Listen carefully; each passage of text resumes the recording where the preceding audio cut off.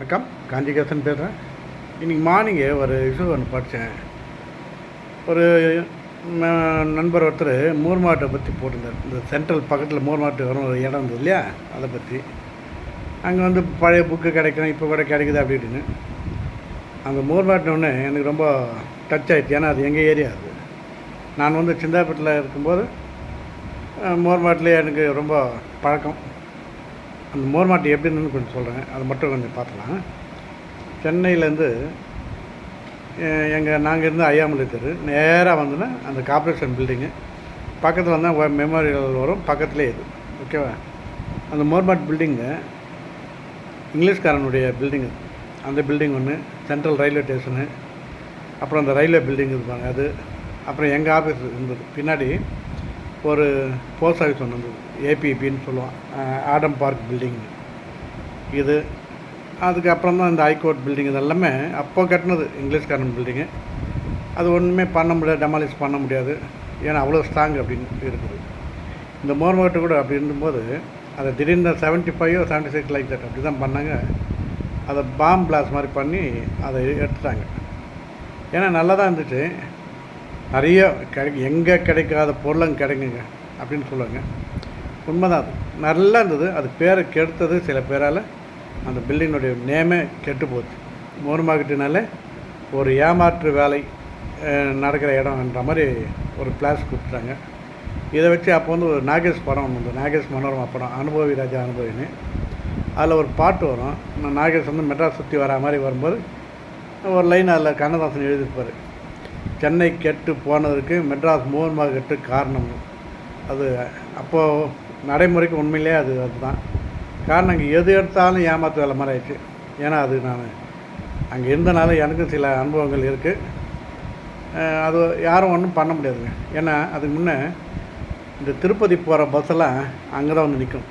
இப்போ அந்த மோர்மாட்டி எங்கே என்ன கரெக்டாக சொன்னீங்கன்னா, இப்போ அந்த ரயில்வே லைன் போடுற பாருங்க, இந்த யூனிட்லாம் போது பாருங்கள், அந்த இடம் தான் அதுக்கு இந்த சைடு வரும். இப்போ அங்கே வந்து பாதி போஸ்ட்கார அந்த ரயில்வே ஸ்டேஷனே எக்ஸ்டெண்ட் பண்ணிட்டாங்க.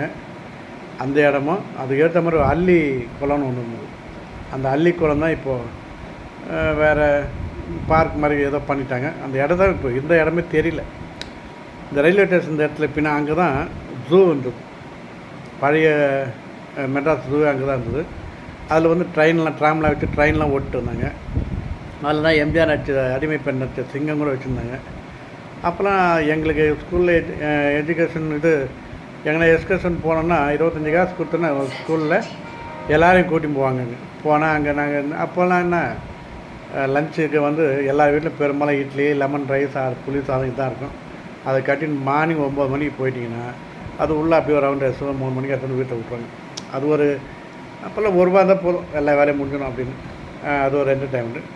அந்த ஜூ கூட அங்கே தான் இருந்ததுங்க. இப்போ கூட அந்த இடத்துல போய் பார்த்தா தெரியும், அந்த பழைய இடங்கள்லாம் அந்த கூவாத்து ஓட்டத்தில் தெரியும். நிறைய இடங்கள் அங்கே இருந்தது. இப்போ அந்த ரயில்வே ஸ்டேஷனே இப்போ அந்த மோர்மாட்டில் தான் வந்துருக்கு. அந்த மோர்மாட் பில்டிங்கில் ஒரு சின்ன ஆணி அடிக்க முடியாதுங்க, அவ்வளோ ஸ்ட்ராங்கான பில்டிங் அது. ஏன்னா அந்த புக் ஸ்டால்லாம் கொடுத்தேன், அதில் நான் ஒர்க் பண்ணியிருக்கேன். ஆனால் சொன்ன மாதிரி அந்த இடத்துல எல்லாருமே கொஞ்சம் ஏமாத்து பேர் தான் ஆயிடுச்சு. அப்போது சொல்ல பாருங்க, இந்த திருப்பதி பஸ்லாம் ஆந்திராவிலேருந்து வந்தோன்னா நேராக அங்கே தான் வந்து நிற்கும். நின்ன உடனே அவங்க பாவம் எல்லாம் மொட்டை ஆச்சுன்னு ஆந்திராக்காரங்க வருவாங்க. ஆனால் அவங்க அந்த ஊரில் சொல்லி அனுப்புவாங்க பொழுது, போனவுடனே ரொம்ப உஷாராக இருக்கணும், மெட்ராஸில் மோர் மாவட்டம் இடங்குது, ஏமாற்றுவாங்க. அவங்களும் ரொம்ப உஷாராக போடுவாங்க, நம்மளும் அது தகுந்த மாதிரி உஷாராக அவங்கள்ட்ட இருப்பாங்க. அவன் வரும்போதே அங்கே லைனாக சோடா வண்டிங்க நிற்கும், இந்த கோலா கலர் வண்டிங்க.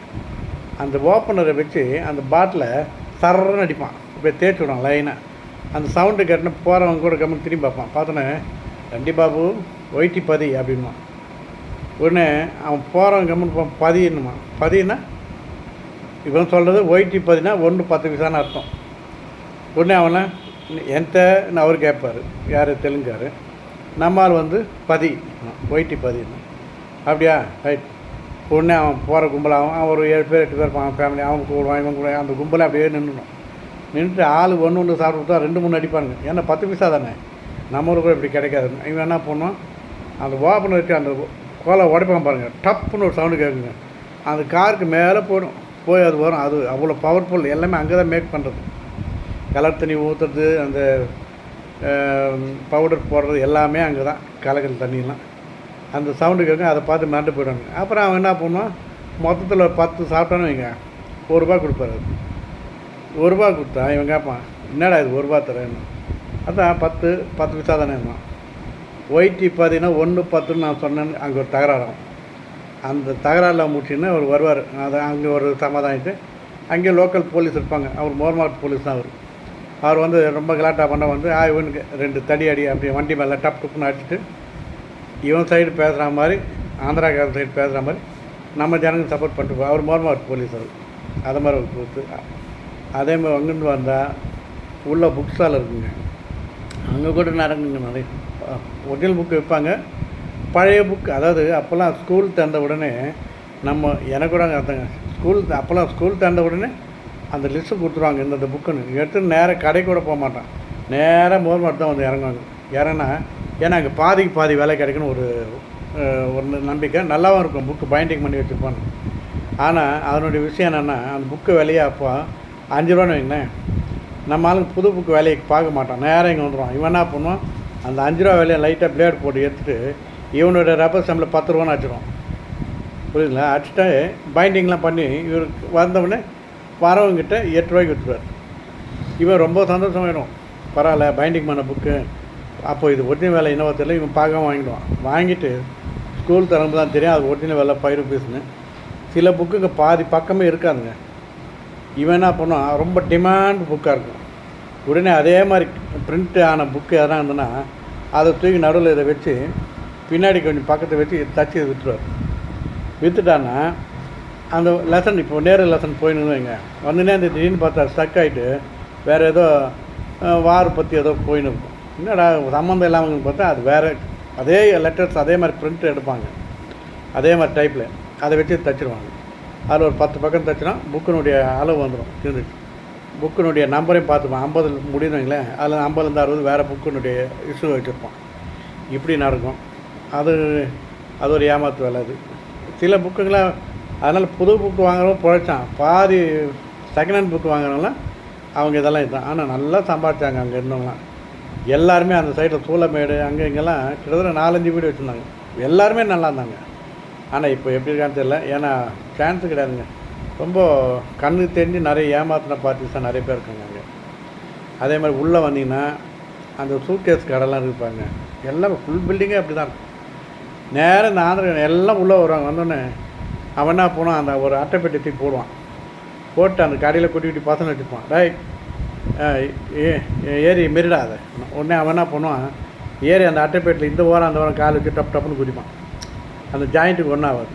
உடனே இவர் பார்ப்பார், எந்த இது இன்னொரு ₹100 அப்புறம் அவன் பேசி ₹30 முடிச்சும் போவார். அவன் வந்து எல்லாம் பெரிய நம்ம டிமாண்டாக வாங்கிட்டேன்னு அது வாங்கி பஸ்ஸில் வைப்பான் பாருங்கள், காற்று மழைக்கு அடித்து அவன் ஊருக்கு போகிறதுல அது உப்பி அந்த ரீப்பெல்லாம் பிடிங்கன்னு வந்துடும். அது மாதிரி வெறும் அட்டை தான் அது மேலே அப்படி கலிக்காட்டெலாம் போட்டு ஜம்முன் பண்ணியிருப்பாங்க.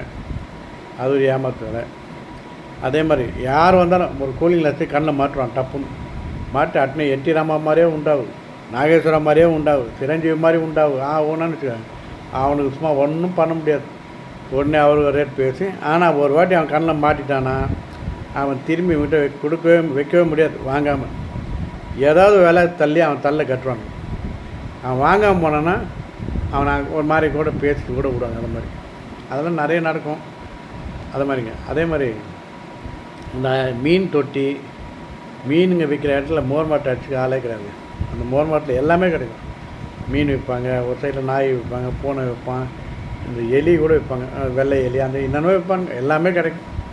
அதே மாதிரி இப்போல்லாம் இந்த மீனுக்கு இந்த புழுன்னு கிடைக்காதுங்க. அதெல்லாம் அப்போ அந்த புழுக்குன்னு ஒரு தனி பிரான்ச் இருக்கும், உள்ள ஒரு கடை இருக்கும். அது ஒரு 4 நாள் அப்போல்லாம் 25 காலத்துலாம் ஒரு மாதிரி அது வந்து அந்த கூவத்தில் தான் எடுப்பாங்க, அந்த அள்ளி குளத்தில் தான் புழு எடுப்பாங்க. அது ஒரு பாட்டில் போட்டு விற்பான். அதை மாதிரிங்க நிறைய இருக்குது.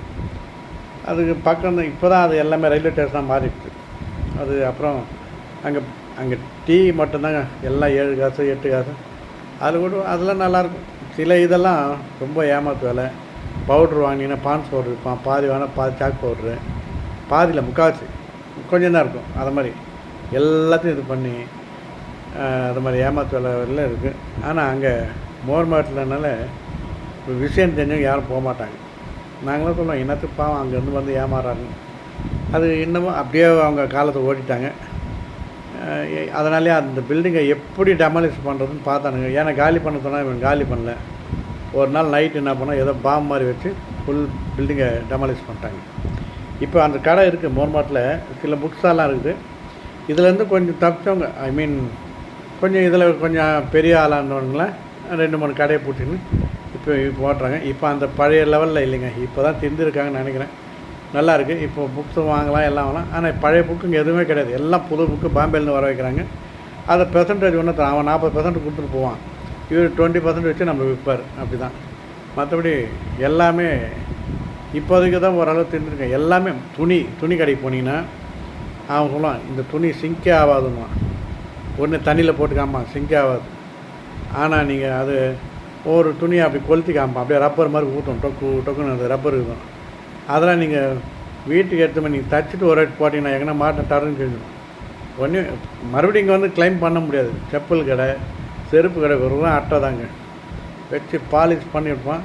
ஆனால் நல்லா உழைப்பாளி மீன்ஸ் இந்த காலி சோடா பாட்டில் நல்லா வாஷ் பண்ணி பலன்னு ஆகிட்டு அதில் இவன் தயாரிக்கிற கலர் தண்ணி ஊற்றிட்டு அதில் அந்த பவுடர்லாம் போட்டு ஒரு காருக்கு போட்டு டைட் பண்ணிட்டானுங்க.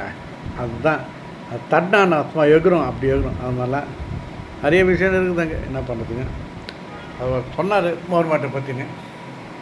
அது இந்த குதிரை வண்டி அதெல்லாம் இருக்கும், மறக்க முடியாத இடம். அவங்க இருந்திருந்தாங்கன்னா ரொம்ப நல்லாயிருக்கும், ஃபேமஸாக போயிருக்கலாம், நல்லா இருக்கலாம். ஆனால் அங்கே இருக்கிறவங்க அந்த டைமில் நிறைய சம்பாதிப்பாங்க. ஒரு நாளைக்கு எப்படி அவன் 2000 போகிறான். அப்போ அந்த டைம்லேயே, ஐ மீன் எப்போ 75லேங்க டீ விலையே 5 காசோ 6 காசோ இருக்கும். அப்போவே ஒவ்வொரு கடைக்காரனும் சீசன் வந்துச்சுன்னா கடையை 7 மணிக்கு திறப்பாங்க, 8 மணிக்கு திறப்பாங்க. திறந்துட்டு நைட்டு 10 மணி வரைக்கும் வந்து அதுக்கப்புறம் கணக்கு எழுதுவானுங்க. அது கடை குமஸ்தா போடுற மாதிரி புக்கு விற்கிறேன், அவனுக்கு வந்து 1000 ரூபாய்க்கு 100 ரூபா கமிஷன். அவன் என்ன போனான், போகிறவனை ஒருத்த விட மாட்டான், விட்டு தள்ளுவான் பாவங்க. அவன் கமிஷன் மட்டும் 500-500 கிட்ட அப்போவே எடுத்து போவான், இவர் எடுத்து போகிறதுக்கெல்லாம். ஆனால் எல்லாத்தையும் எடுத்து ரேஸில் விட்ருவாங்க. நிறைய பேருக்கு அந்த பழக்கம் இருக்குது, ரேஸு தண்ணி இப்படி தான் இருக்கும் காலம். அது ஒரு காலங்க. ஏன்னா நாங்கள் ஒர்க் பண்ணியிருக்கேன். எனக்கு வந்து அப்போது ஒரு நாளைக்கு 2 ரூபா தருவாங்க. அதை பற்றிலாம் ஏதோ டைம் பாஸ் மாதிரி அனுப்புவாங்க. நல்ல வேலை அங்கேருந்து நான் வந்துட்டேன், இல்லாட்டி நம்ம கேரக்டர் வேறு மாதிரி போயிருக்கும் போல் அப்படின்னு. அதான் அதை சொல்லணும்னு நினச்சேன். அதான் வேறு ஒன்றும் இல்லை. ஆனால் அதுக்கு மீதி பில்டிங்லாம் இருக்குது பாருங்கள், ரயில்வே பில்டிங்லாம் இருக்குது, அதெல்லாம் பக்காவாக அப்படியே. அந்த மோர்மாட் பில்டிங் தான் அப்படி ஆகிடுச்சு, வச்சுட்டாங்க. வேண்ட கம்பல் பண்ணி அதை டெமாலிஷ் பண்ணிட்டாங்க. இல்லாட்டி அந்த பில்டிங்லேருந்து அவங்களெல்லாம் வெக்கேட் பண்ணுறதே கஷ்டம் அப்படின்னு. ஓகே, சப்ஸ்கிரைப் பண்ணுங்கள். ஏதோ இன்றைக்கி இந்த மோர்மாட் கதை பேசணும்னு தோணிட்டேன். ஓகே, பாய், பார்க்கலாம்.